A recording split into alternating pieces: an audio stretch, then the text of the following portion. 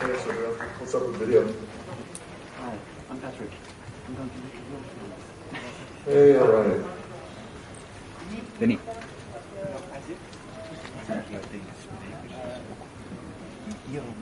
All right, let's see if this works. Okay, what's up, everybody? All right, you ready to roll? All right, cool. I know it's kind of early. So,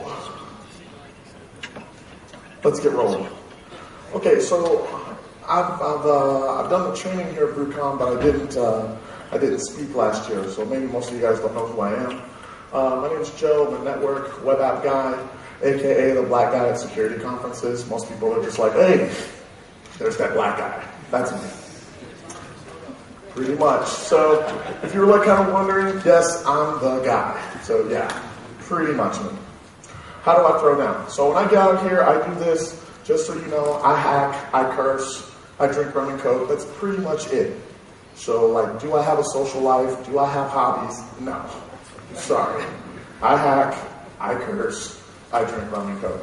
So if you're going to get offended by me saying the word fuck, sucks to be you, I'm going to be cursing.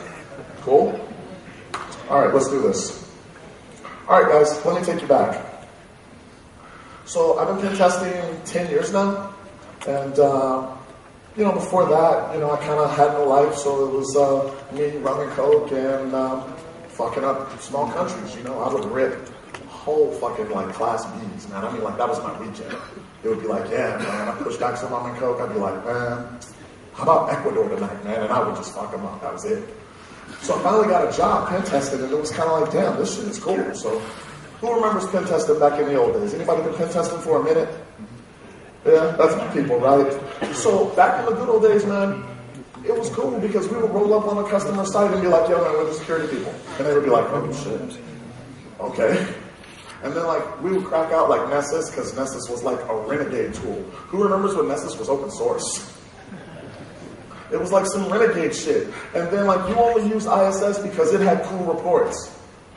So then, we would break out our stuff, man. And back then, you did it something like this.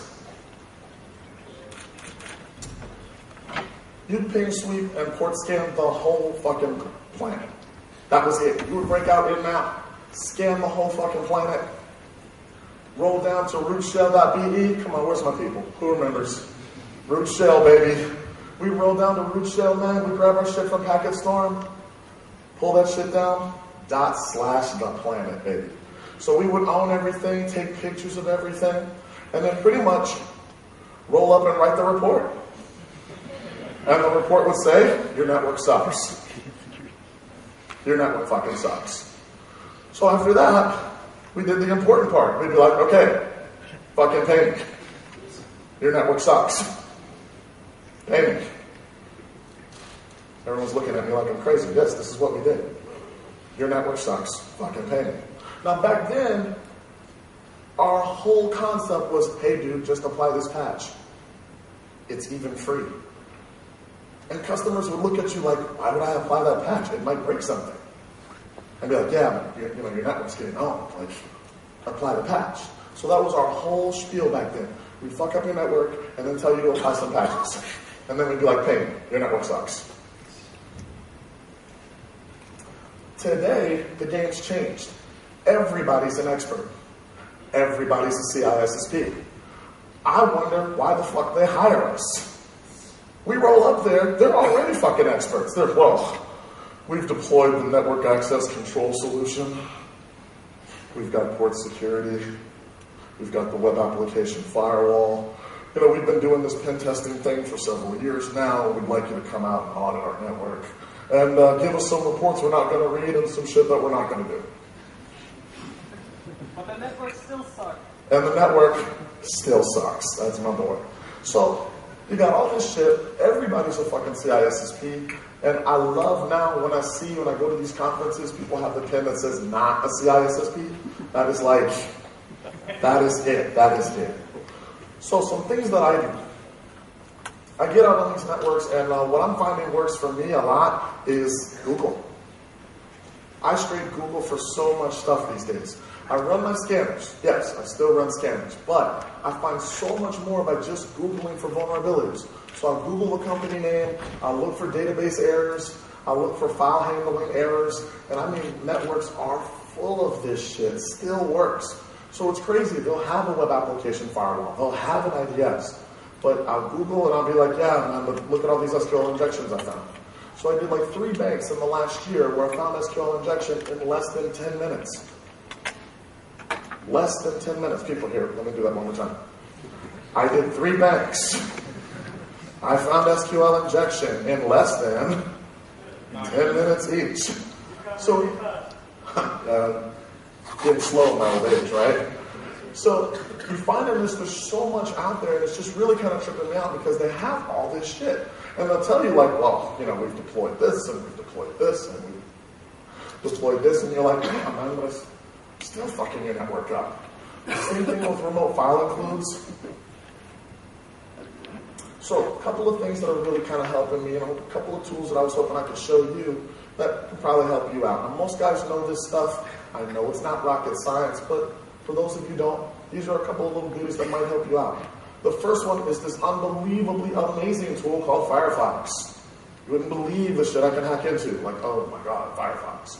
So Firefox has a really cool add-on called Passive Recon. So with Passive Recon, you can do a lot of your netcraft, your Aaron Who Is stuff, your file type lookups for like spreadsheets, PDFs, Word docs. You can do all that, all with Passive Recon. I think it was one of the cats from Fishnet Security who wrote it. Really good little Firefox add-on. Obviously Maltego, great for intel gathering, Passive Recon. So, all right, guys are like, hey man, when you're up against one of these big banks or you're up against one of these really big companies, what do you do? So obviously my first thing is that Passive Recon. My second thing is I identify load balancers. So I try to figure out, is the company load balanced? Is it DNS load balancing? Is it HTTP load balancing? And if I can figure that out, it'll help me figure out, okay, is it round robin DNS? Is it HTTP load balance, but it's matted behind that? You know, like what's going on? And try to figure out if it's messing with my packets or not. So I call this my headache detection. So I look for that first. And then how do I do that, right? Once again, I use my miracle tool, Firefox. So Firefox has something called live HTTP headers. So with live HTTP headers, I'll make a request to the website, I'll read the HTTP responses, and in those responses, I'll try to see like, okay, does the server type change if I make 3 or 4 requests? Does the session ID change if I make 3 or 4 requests? What inside of the HTTP response changes? And if you can figure that out, you can kind of figure out, oh, okay, they must be using load balancing. The same technique works for identifying web application firewalls. Obviously, you can use the dig command if they're doing DNS load balancing. Ones that a lot of people don't realize works really well, netcraft. Netcraft will be great at showing you, oh, there's an F5 big IP. And if you do a little bit more fingerprinting, you can also figure out if the F5 has the ASM loaded, the application security component loaded as well. So you can figure out if they have the load balancer. You can also figure out if they have the web application firewall components loaded into it as well. Python lovers up in the house, that's me. There's a tool I like called Halberd. Halberd's a Python-based tool that does pretty much the same thing. It sends multiple requests to the site over and over and over, fingerprints the HTTP responses that are coming back so that you can figure out, oh, okay, must be load balanced. All right, so my next in my little headache detection. So my next in my little headache detection is intrusion prevention systems. I'm running into these all the time now. So I'm running into load balancers, intrusion prevention systems, and it just seems like every company I'm pen testing now seems to keep buying this bullshit. So I run into the IPS, and the first thing that we want to figure out is, okay, does it have an IPS? Now, who are my old timers who actually remember curl? Curl is like, man, this is like crack. This is the baddest damn tool around. So if you look up here, you'll see how it's like // WinNT system32 cmd.exe. Okay, guys, yes, I realize this attack has not worked since Jesus was walking the earth. I get it. I get it. But you're not doing this because you're trying to attack the host. You're doing this because you're trying to send something so obvious that any security product would do something. What you're trying to see is, does this thing send me a reset packet and kill my connection? Does this thing block my IP address? I'm trying to figure out if there's an IPS in place. So if I send something that's obviously malicious, hopefully it'll try to block me. If it blocks me or resets my connection or modifies my request in some sort of way, now I start going, okay, I must be up against the intrusion prevention system. So those are those things that I have to do right from the start. Figure out any passive vulnerabilities that you can find right off the top. Try to figure out if the host is load balanced right off the top. Try to figure out if the host is behind an IPS right at the top. These are the things that I do on the first day of my pen test. Okay, now, some guys, I think they're Aussies, they were on purehacking.com. They wrote a tool called active filter detection, and they even wrote a nasal script for it. So the cool thing about it is what it does is it sends the regular expression from 81 different snort and virus signatures. So the packet itself is benign. It just has the regex from the actual IDS signature in the packet. And it starts sending these, trying to see if someone gives them a reset or if someone blocks their IP address. So it's a beautiful, beautiful thing. So when I'm pen testing, I usually have about 5 IPs. I get hosting companies in a couple of different countries, and I shoot from 3 or 4 different IPs. So I'll shoot from here, try to see if I get resets or if I get my IP blocked. Shoot from this country, try to see if I get resets or if I get my IP blocked. Okay, you have to do that because you have to try and figure out what the company's defensive systems are. A couple of things that I've kind of learned over the years. If you do something and you get blocked immediately, you do something and you get blocked immediately, intrusion prevention system. If you do something and you get blocked within 2 to 4 hours, intrusion detection system. If you do something and you get blocked in 1 day, generally an admin who looks at his logs. You can tell that that one happens like all the time. Okay, so really I run into the first 2. So people are like, well, what do you do if it's an IPS? Generally, if it's an IPS, something happens in a few hours.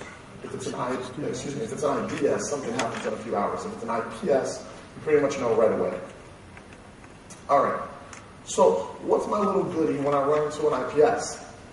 The thing that tends to work for me best when I run into an IPS is to encapsulate my traffic in HTTPS. Most companies, I would go so far as to say that 90% of the companies that I pen test, if they actually deploy an intrusion prevention system, they don't decrypt SSL traffic prior to it passing the intrusion prevention system. So, my favorite comment, we're having this discussion, and he's telling me, well, we're looking at our IDS and we've got about 3 million IDS alerts a day.